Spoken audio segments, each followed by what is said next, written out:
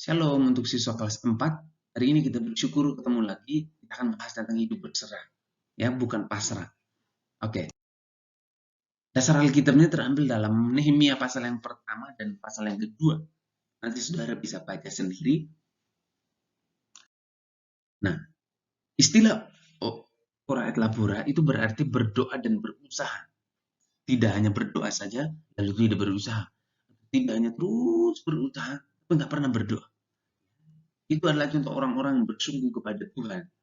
Ya, harus berdoa dan berusaha. Nah, apalagi kehidupan zaman sekarang ini kan banyak masalah yang terjadi di masyarakat, lingkungan, keluarga, maupun di bangsa kita ini. Lalu banyak masalah. Sebagai orang percaya kepada Yesus, hanya yang satu yang kita bisa lakukan, berdoa kepada Tuhan, menjaga keamanan. Ya. Masalah ekonomi bisa menjadi pertengkaran. Ya, merebut kekuasaan karena dia pengen jadi kepala sekolah, dia pengen jadi kepala daerah, dia pengen jadi kepala desa, dia pengen jadi jadi banyak masalah yang terjadi, bisa menimbulkan masalah yang terjadi. Nah, setiap masalah yang kita hadapi harusnya dihadapi dengan doa, ya, dan terus berusaha untuk cari jalan keluarnya. Tugas kita orang percaya hanya tetap semangat, terus berusaha, andalkan Tuhan, dan tidak putus asa, ya. Jangan putus asa. Hidup ini belum berakhir, ya. Nehemia adalah contoh orang yang berserah kepada Tuhan. Ya, apa sih berserahnya kepada Tuhan? Nanti saya akan jelaskan dengan cepat. Nah, Nehemia itu dia orang Yahudi, tinggal di Babel. Ia bekerja sebagai juru minum Raja Artasasta. Ia sangat dipercaya atau dia sangat mendapatkan kepercayaan dari raja. Ya, nah, suatu saat wajah Nehemia menjadi murung karena ia mendengar bahwa tembok kota yang mengelilingi Yerusalem itu telah dihancurkan oleh orang-orang dan bangsa sekitarnya. Bukan karena Yeremia baper atau terbawa perasaan, dia mukanya murung ya, tapi karena dia mendengar kotanya itu dihancurkan. Nah, Hanani saudaranya yang di Yerusalem telah menceritakan peristiwa tersebut. Mendengar peristiwa itu, Nehemia akhirnya sangat sedih. Lalu ia menangis. Nah, Nehemia menceritakan kesedihannya kepada raja dengan memohon hikmat dari Allah supaya bisa menjawab pertanyaan raja tentang apa yang ingin diinginkan oleh Nehemia. Ya, apa sih yang diinginkan oleh Nehemia? Satu ini, ia meminta kepada raja untuk berkenan mengutus dia ke Yehuda untuk membangunnya kembali tembok itu yang rubuh itu. Nah, ketika Nehemia sampai di Yerusalem, dia mulai membangun dan dibantu oleh sejumlah pekerja di Yehuda itu. Tapi jangan salah, ada sekelompok orang atau orang-orang di sekitar situ yang tidak senang dengan pembangunan kota itu. Mereka wah ngomong nggak benar gitu loh. Nah, siapa itu mereka yang tidak senang dengan pembangunan kota ini?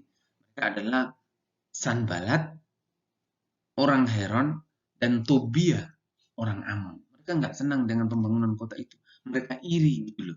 Nah, kadang-kadang hidup orang Kristen juga, hidup kita sebagai siswa yang taat kepada Tuhan itu kadang-kadang gitu.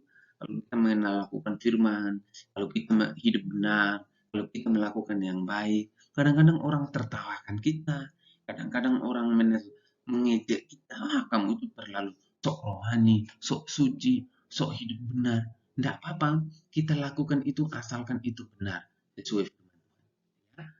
Seperti yang dialami oleh Nehemia, walaupun dia tidak disukai oleh banyak orang, dia tidak dia di apa ya istilah orang Jawa itu dia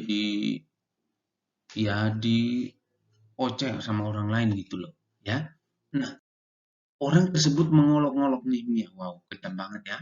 Namun Nehemia berserah kepada Allah dan berkata, ini perkataannya yang keren, bahwa Tuhan akan menyertai kami untuk menyelesaikan pekerjaan ini. Wow, keren banget ya. Kalau bayangin tadi kalau Nehemia mengandalkan kekuatannya sendiri dan tidak berserah kepada Tuhan, apa yang terjadi? Jadi ketika dia diolok-olok, dia bisa aja membalas atau dia bisa aja meninggalkan pekerjaan itu. Nehemia terus berserah kepada Tuhan, berdoa dan berusaha hingga jadilah pembangunan tembok Yerusalem yang kuat dan indah. Mari terus berusaha, mari terus ini yang saya Katakan berdoa dan berusaha. Nehemia tetap berdoa dan berusaha kepada Tuhan.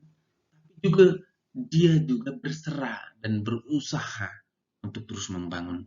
Jadi dia tidak hanya mengandalkan Tuhan, tapi dia tetap berusaha untuk mengerjakan pekerjaan. Ya. Nah, simpulannya, orang yang hidupnya berserah dan mengandalkan Tuhan, orang yang selalu berhasil. Seperti yang dialami oleh Nehemia.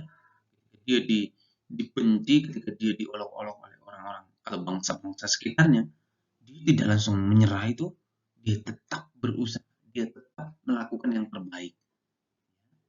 Berdoa adalah nafas hidup orang Kristen. Oleh sebab itu, setiap orang yang tidak pernah berdoa, tidak pernah berkomunikasi dengan Tuhan, hidupnya menjadi bermasalah.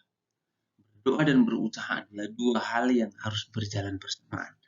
Ya, ya. Yang terakhir ini tidak boleh berusaha tanpa doa, dan tidak boleh berdoa tanpa berusaha. Semuanya harus berjalan dengan seimbang.